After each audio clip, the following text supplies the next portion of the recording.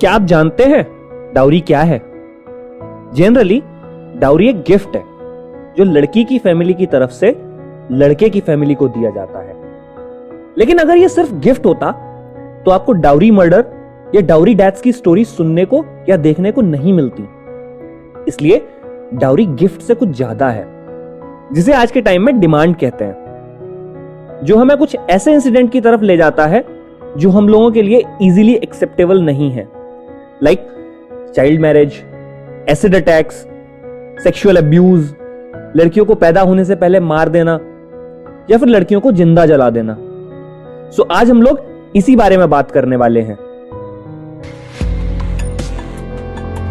आप सभी का स्वागत है हमारे YouTube channel learn with experts में। आइए जानते हैं दहेज प्रथा की शुरुआत कहां से हुई। पहले दहेज देना एक अच्छी चीज हुआ करती थी, लेकिन ऐसा क्या हुआ जो ये इतना खराब हो गई और जो लड़कियों की हत्या तक पहुंच गई। आइए जानते हैं इसके पीछे का कारण। एंशिएंट टाइम में दहेज लड़की के पेरेंट्स द्वारा लड़की को दिया जाता था, ना कि लड़के के परिवार वालों को, क्योंकि लड़कों को अपने परिवार की संपत्तियों को रखने का अधिकार होता था। इसलिए दहेज लड़की के परिवार वालों की तरफ से अपनी लड़की के लिए एक सिक्योरिटी होती थी, और यह पैसा या संपत्ति सिर्फ लड़की की होती थी, जिस पर लड़के का कोई भी अधिकार नहीं होता था।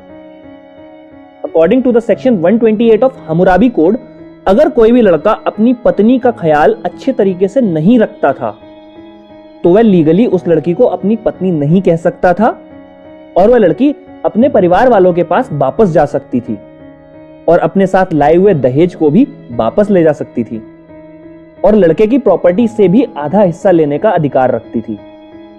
और अगर लड़की की डेथ हो जाती थी तो उसकी शादी में आए दहेज को उसके परिवार वालों को वापस कर दिया जाता था। लेकिन आजकल सब कुछ बदल गया है। एरियन और नगेस्टनीज, जो कि भारत में 300 ईसा पूर्व आए थे, उन्होंने अपनी किताबों में भारत देश में दहेज प्रथा के न होने का जिक्र किया है। अल बिरूनी ने भी इस बात को सच कहा है, जबकि हमारे इतिहासकार हमें यह बताना भूल गए कि दहेज प्रथा कभी भारत देश का हिस्सा थी ही नहीं। लेकिन सन 1000 से लेकर 1500 के बीच में ब्रिटिशर्स ने एक नया लॉ बनाया जो कोवरचर के नाम से जाना जाता था। इस लॉ के अकॉर्डिंग हस्बैंड और वाइफ एक ही लीगल एंटिटी थे। मींस जो भी हस्बैंड का था वह वाइफ का होगा, और जो वाइफ का है वह हस्बैंड का होगा। और इस लॉ को जहां जहां ब्रिटिशर्स का रूल था वहां वहां एप्लीकेबल किया गया।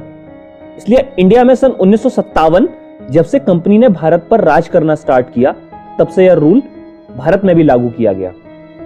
तब तक दहेज महज एक गिफ्ट हुआ करता था, लेकिन हम तो इंडियंस हैं, हम लोग गिफ्ट को गिफ्ट की तरह कहां लेते हैं। चांस की बात यह है कि ब्रिटिशर्स ने यह रूल अपने देश से हटा दिया क्योंकि उन्हें यह रूल बुरा लगा था, बट बाकी कंट्रीज ने इसे अपनाए रखा। धीरे धीरे यह सिस्टम गिफ्ट से डिमांड में बदल गया। आज की डेट में अगर आप लड़की की शादी के लिए किसी भी लड़के वाले के घर जाते हैं तो मोस्टली ऐसे बिहेव किया जाता है जैसे लड़का खरीदने आए हों। लाइक लड़का अगर ठीक कमाता है तो 20 लाख, अगर गवर्नमेंट एम्प्लॉय है तो 30 से 40 लाख, और अगर किसी अच्छी पोस्ट पे है तो 60 से 70 लाख। कुछ लोगों ने तो दहेज के डर से अपने घरों में लड़कियों को पैदा होने से पहले ही मार दिया, जिसकी वजह से प्री कंसेप्शन जेंडर स्क्रीनिंग को इंडिया में इलीगल कर दिया गया, ताकि कोई भी बेबी जन्म लेने से पहले न मार दिया जाए।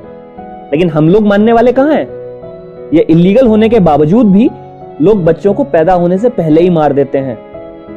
और यही रीजन है कि इंडिया में 4 करोड़ 60 लाख लड़के लड़कियों से ज्यादा हैं।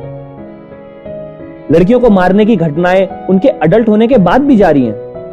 कुछ लोग तो शादी सिर्फ इसलिए करते हैं जिससे वो लड़की से दहेज लेकर उन्हें सिर्फ किचन का काम करा सकें। आपको पता है हर साल भारत में ऑन एन एवरेज 8000 लड़कियों को सिर्फ दहेज की वजह से अपनी जान गंवानी पड़ रही है। कुछ लड़कियों को जलाकर मारा जा रहा है, कुछ लड़कियों को गला दबाकर मारा जा रहा है, और कुछ को पीट पीट कर मार दिया जाता है। आखिर कब तक हमारे देश में दहेज की वजह से लड़कियों को मरना पड़ेगा? इस बारे में आपकी क्या राय है, हमें कमेंट में जरूर बताएं। Thank you.